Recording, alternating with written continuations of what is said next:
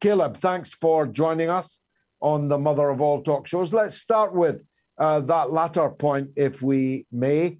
According to CNN, many Americans are ready to pay $15 a gallon for their gas just to stand up to Russia. Is that your experience so far? Well, that's the experience of perhaps some wealthy members of the middle class. I'm sure that Joe Biden's personal inner circle and many of his millionaire and billionaire backers would feel that way. But average Americans, I don't think so.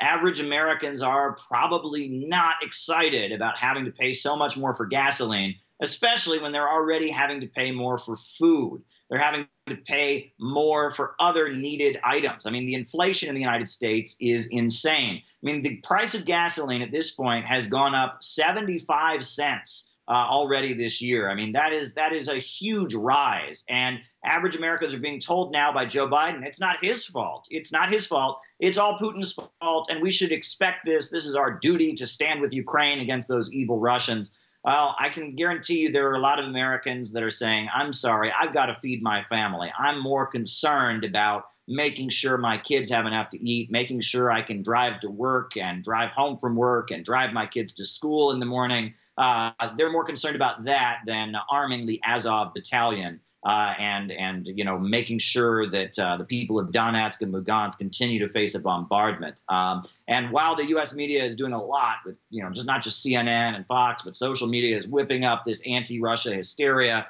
I think there are a lot of Americans that are looking at their own checkbooks, looking at their own wallet and saying, wait a second, who's paying the costs here? Because since the beginning of this pandemic, the richest of the rich have made out like bandits. This has been a great pandemic for Jeff Bezos. This has been a tremendous pandemic for the Walton family that own Walmart. But all through middle America, you have stores closing, small businesses shutting down. Average Americans are very, very worried. We've got this inflation rising. And Joe Biden now feels he can just scapegoat it all onto Russia. I think a lot of Americans know who's really to blame.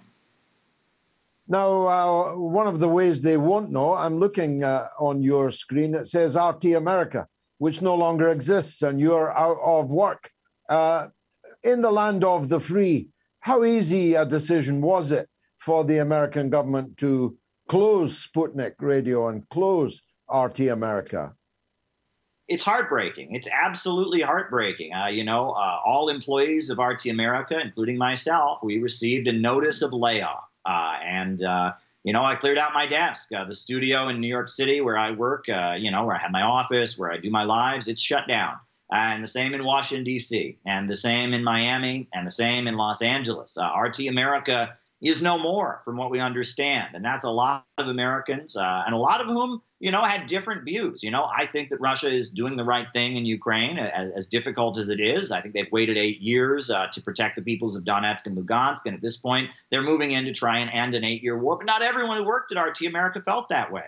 There was wider variety of perspective on RT America than on any cable network. On RT America, you had conservatives, you had liberals, you had libertarians, you had socialists. You had a wide variety of views, different perspectives, different opinions. They called us propaganda. Propaganda pushes one viewpoint, pushes one opinion, one perspective. We were the opposite of propaganda. We were the anti-propaganda. And now, as you see the hysteria being whipped up about Ukraine in the United States, in the universities, on social media, et cetera, you can see why we are absolutely necessary. And my hope is that things can change and that RT America can return.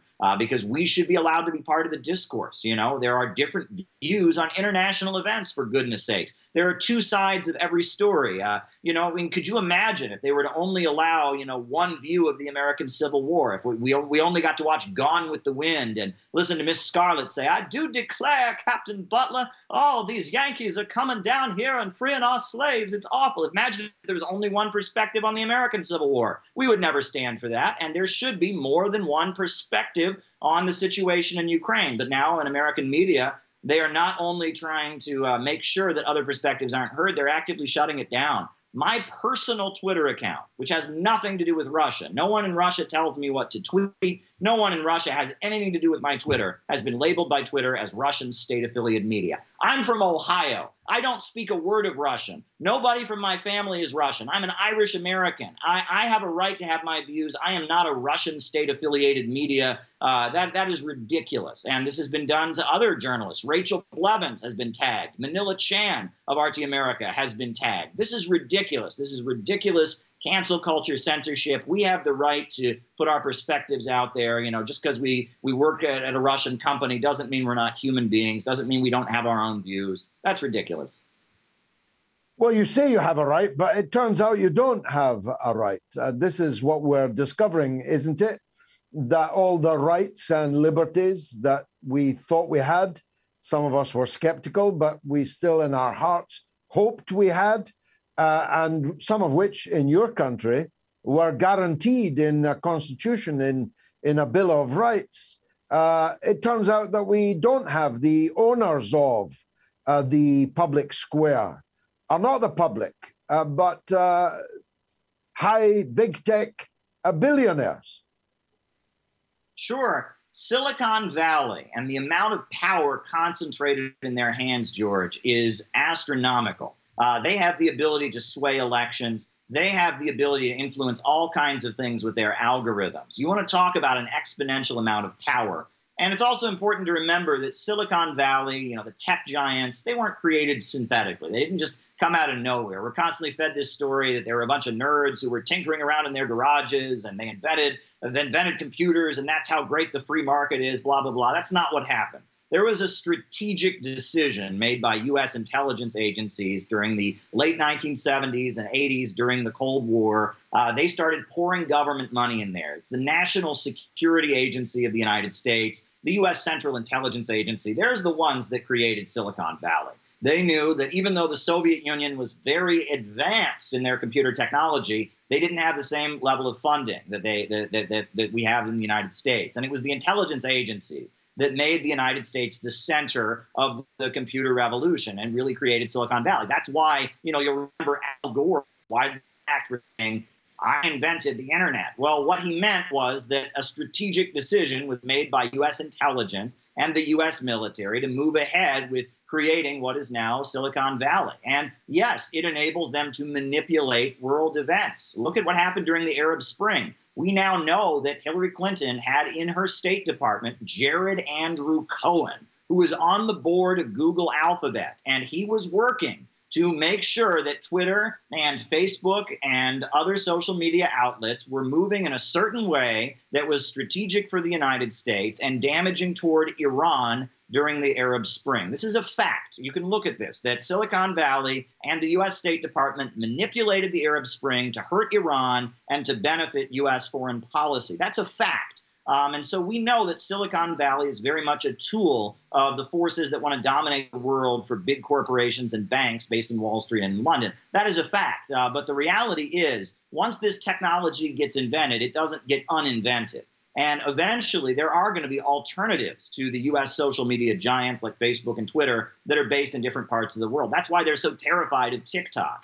TikTok has bent over backwards not to cooperate with the Chinese government, not to be available on the Chinese mainland. They're still terrified of it because they know what it represents. Think back to feudalism, right? At the time of feudalism, you know, the Bibles, was printed in the printing press. The printing presses were all controlled by the Catholic Church. But pretty soon, critics of the Catholic Church started printing their own Bibles and started having their own ability to use the printing press for their information. And that's the way it works with modern information technology. Sure, modern social media may be dominated by Wall Street and the tech monopolies, but pretty soon alternative forces that are pushing back against them are going to have the ability to utilize social media, and they're going to have their own social media outlets. And this monopoly that the tech giants hold on to and cling to, the tighter they tighten their grip, the more censorship they put on it, it only expedites. It's only a matter of time before pretty soon they will lose their monopoly and there will be free speech alternatives to Twitter, Facebook, etc. And they know this. It's only a matter of time before they lose their monopoly on information. And they're scrambling to do damage control right now. Now, as we both agree, this is a quite unprecedented blizzard of propaganda and censorship that we're going through, it's all the more unusual in that our countries are not actually involved in this war on the face of it. I had far more freedom to speak during the Iraq War, for example, when my own country was actually in the war, than I do now in a war that we are not, on the face of it, participating in. And also, there are other differences. In the Iraq War, we had a vast anti-war movement. Now we don't.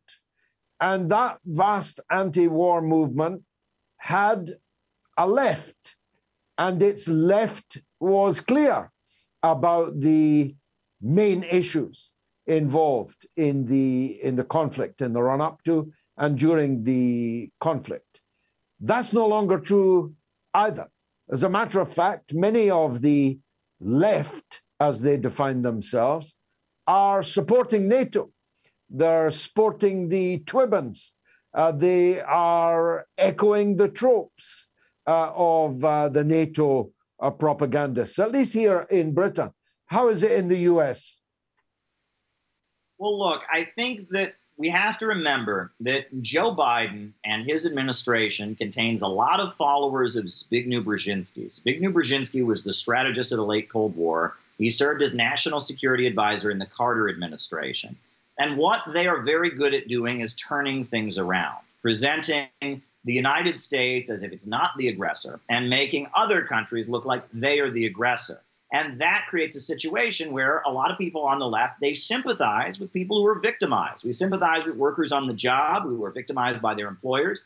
We sympathize with the countries around the world that the USA victimizes with its drones and its tanks and its bombs. And so reinventing the message where somehow Ukraine is the victim and Russia is the aggressor, it is a weird psychological operation. And this is what Jimmy Carter did with the Soviet Union and Afghanistan. And we now know they called it the Afghan trap. They created a situation where the Soviet leaders felt they had to intervene in Afghanistan, and then they cranked up the propaganda. Those Afghans are being attacked by the evil Soviet Union. They made a James Bond movie where the Mujahideen of Afghanistan were the heroes fighting the Soviets, and they tried to reverse the narrative to appeal to the part of us, many of us who are on the left. I consider myself a leftist. Many of us who are on the left, we want to sympathize with the downtrodden and with the oppressed, right? And so they flip the script, and it's a very effective strategy. But what people need to remember is that Ukraine is not an independent country. Starting in 2014, when the USA toppled the government of Ukraine, it stopped being independent. It became a colony of the United States, and the United States is there. The EU countries are there. There's a whole network of advisors, and Zelensky doesn't really run Ukraine. He came into office promising that he would bring the country back together. He would de-escalate conflict. He hasn't been able to do that because he's not really in power. Ukraine is just an outpost of American imperialism. And the people in the eastern regions, in Donetsk and Lugansk, who've been facing bombing and shelling for 8 years, 14,000 of them are dead, they're victims, and no one ever talks about them. On CNN, they don't exist. They just don't exist in American media. But for 8 years, they have faced bombing and shelling and drone strikes and a food blockade from the United States. They have been victimized, and Russia has said, reintegrate them back into Ukraine. We don't want to recognize their independent republics. Implement the Minsk Accords, reintegrate them back into Ukraine. And it's been 8 years, and finally, with the Minsk Accords not being signed and not being carried out, they have been signed, but they haven't been carried out. At this point, Russia is recognizing them, and it is stepping in to offer them protection and beat back the Ukrainian military that the United States has been arming. Look, one part of this conflict that nobody in the United States is talking about that must be touched on is this.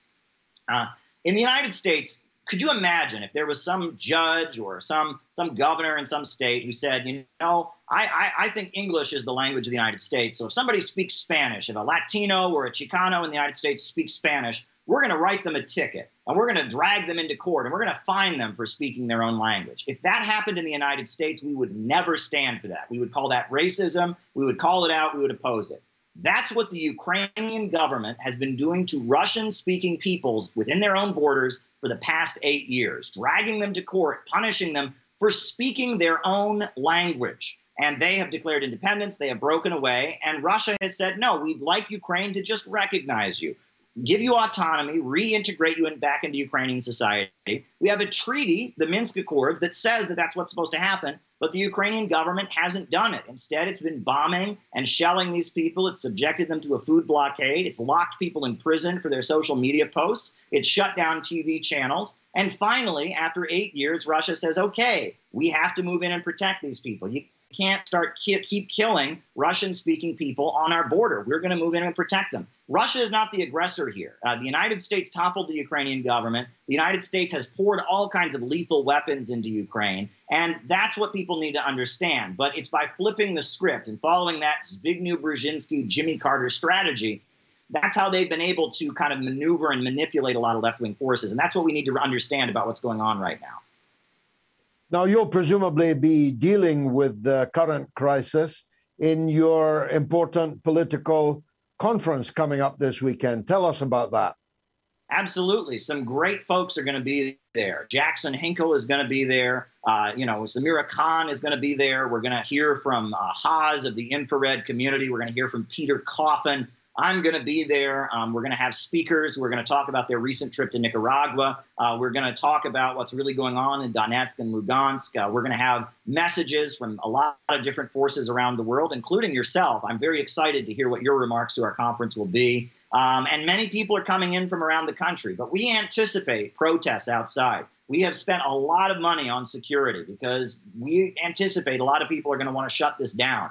But, when I think about this, I think about how during the Cold War, back in 1949, the great Albert Einstein spoke at the Waldorf Astoria Hotel in 1949 at the Peace Conference, along with Shostakovich and Lillian Hellman, against the danger of nuclear war in 1949 amid the McCarthyite witch hunts, and how they convened that great peace conference in New York City to stand up against the danger of nuclear war, to tell the truth about what was really going on in Europe. And at the time NATO was being formed, what it was really being formed for. So I take inspiration from the past. There's a long history of Americans like Eugene Debs, like Dr. Martin Luther King Jr. and others standing up against the war drive and the propaganda of the U.S. government. So I would say that, I am a patriotic American. I love my country. And that is why I don't want people from Ohio or Pennsylvania or Texas or Alabama to go get sent to Ukraine to go and get shot for Joe Biden or for the Azov battalion. To really love America, you have to stand against the dangerous escalation with Russia, because it's bad for America. It's bad for American working families. It's bad for our communities. It's bad for the world. It's hurting everyone. It doesn't benefit anyone but the Wall Street oil banking elites, the Pentagon weapons contractors. It doesn't benefit the working people of the world from the United States or any other country in the world. And I have a patriotic duty to stand against this war. And we are going to convene a very important conference. A lot of people are opposing us, but that means we're doing our job. If people aren't calling us out or people aren't reacting to us, it would mean no one's hearing us. So the fact that we're getting so many threats, I guess you could say, it shows that we are saying what needs to be said in an atmosphere where our message is largely being unheard and needs to be heard desperately. How can people follow it, Caleb? Are you going to live stream it? Video will be up afterwards. It's March 12th, Saturday. It'll be in Austin, Texas. It'll be at the South Park Hotel. Doors open at 1 o'clock. Video will be on the web afterwards. We welcome anyone to come. We're not going to obviously allow any disruption. There'll be a lot of security. Be prepared to go through a metal detector. Be prepared to show some ID at the door. But other than that, you're welcome to come. And we would like people to be there, people from all walks of life, ask good questions. There'll be some good music as well, some classic American Woody Guthrie folk music. Classical pianist is going to perform. It's going to be a great afternoon, so I hope people will come out. Just make sure the classical pianist doesn't play Tchaikovsky, because that appears to be off the agenda here in Britain, at least. I wish I could be there in person. I will be there on screen. Caleb Maupin, as always, thanks for joining us on the Mother of All Talk Shows.